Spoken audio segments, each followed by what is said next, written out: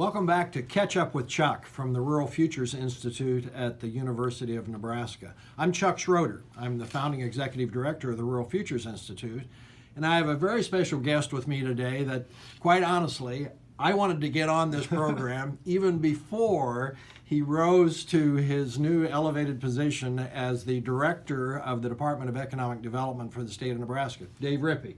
Dave, welcome. Hey, thanks for the opportunity to be here, Chuck. It's been a while since we've been able to catch up. Well, it has, and I'm excited about this. You and I met when I did a community visit to Hastings on behalf of the Rural Futures Institute a few years ago when you were the economic development director there. And at that time, I was so impressed with the renaissance that had occurred in Hastings. My gosh. And it was something that had required leadership, courage in the community. So that's what I think of when I think of Dave Rippe. But listen, let our audience know a little bit more about you and your background and your upbringing and the kind of things that Dave Rippe thinks about when he's trying not to think about anything else.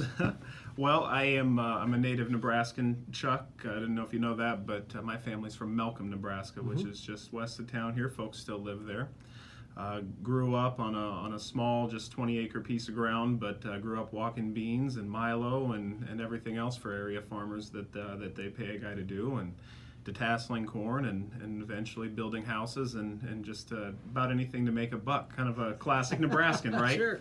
And ultimately went to Nebraska Wesleyan University and then a graduate degree from right here at the University of Nebraska-Lincoln. And so very proud Nebraskan. Went to work after grad school for our state legislature in the fiscal office, and then started recruiting businesses for the Department of Economic Development, and took a leap of faith and landed in Hastings. And knew one person when we moved to Hastings, and so we spent 8 years there just really building a network and learning what it means to be part of a vibrant, thriving rural community in Nebraska.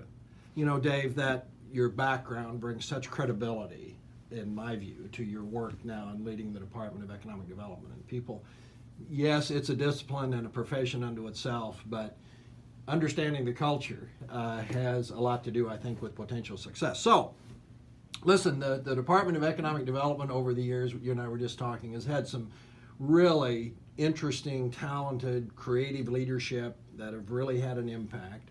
I know you're new to the role, but can you share with our audience a little bit your vision for how you think things might go in your role to stir up the economy across Nebraska?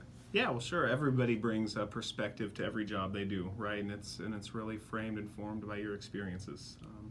My experiences have been across our state. As a business recruiter, I was able to canvass the state with different companies. In Hastings, I was able to learn what it takes to really invest in a community and to help build a strong community where people want to live. And I think that that's just so important for us as Nebraskans to consider. The governor says it a lot. Companies and people don't locate to a generic place in Nebraska. They locate to specific communities, and ultimately, when people can live anywhere, they locate in strong communities. And so really the priorities for us at the department are the people, the businesses, and the communities of Nebraska. Helping to develop talent, the type of people that companies and communities want, investing in strong quality companies in our state, and certainly working hand in hand with our people and our businesses to build strong communities. Well, Dave, when I think about Hastings, actually Dr. Lindsay Hastings here at the university did a study a few years ago about communities that were successful in transitioning leadership generation to generation, and that resulted in a set of characteristics of successful communities. One of those that we love to talk about is a hopeful vision backed by grit.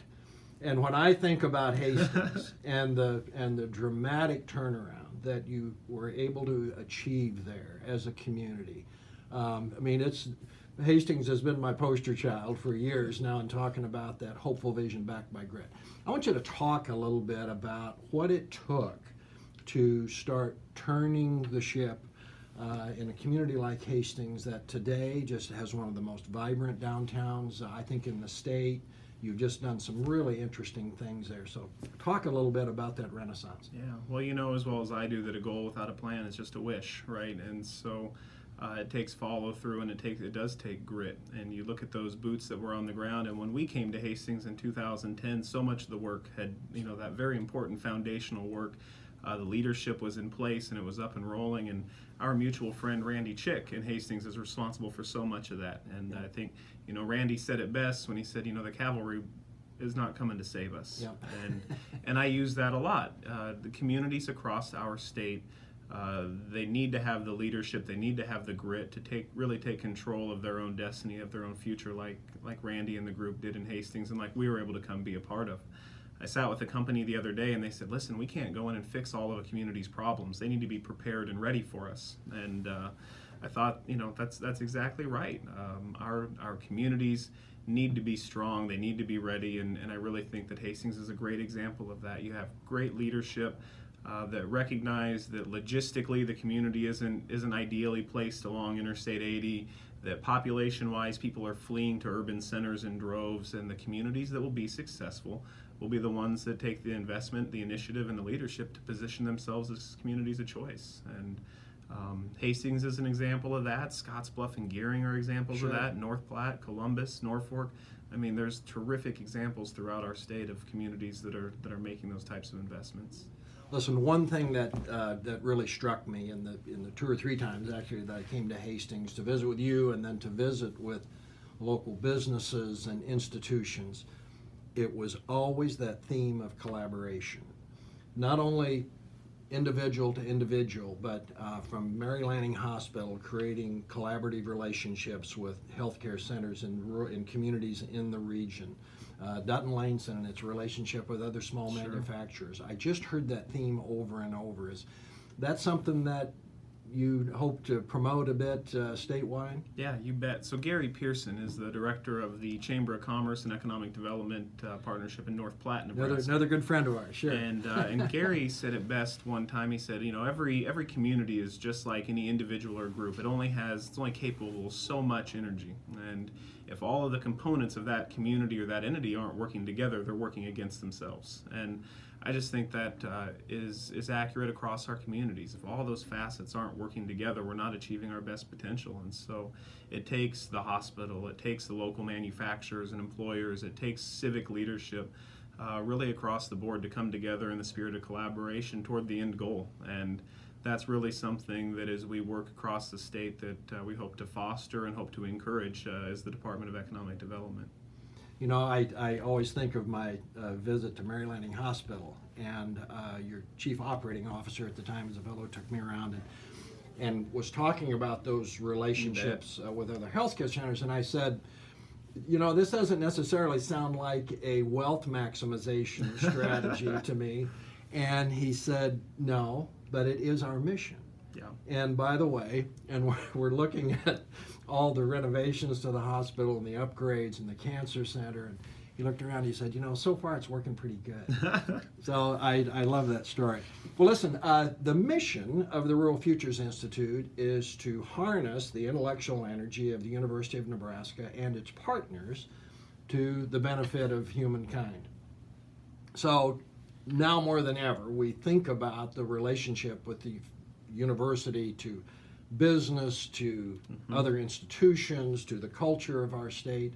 Is part of your strategy to help build those partnerships with university entities as well? Without a doubt. Mike Boehm here at the university has become a great friend in a hurry, and Mike has a tremendous vision, spending time with Ronnie Green and just really the leadership team here at the university. I've been very encouraged about the potential for how we work together, and it's really, it's at play every day, we just don't always see it. At the beginning of February, we took a trip with the university to Japan as a follow-up to the governor's trade mission last year. As a follow-up to that, the university and a company in Japan, CUPE, just inked a deal for research and development that we hope will prosper into more in the months to come.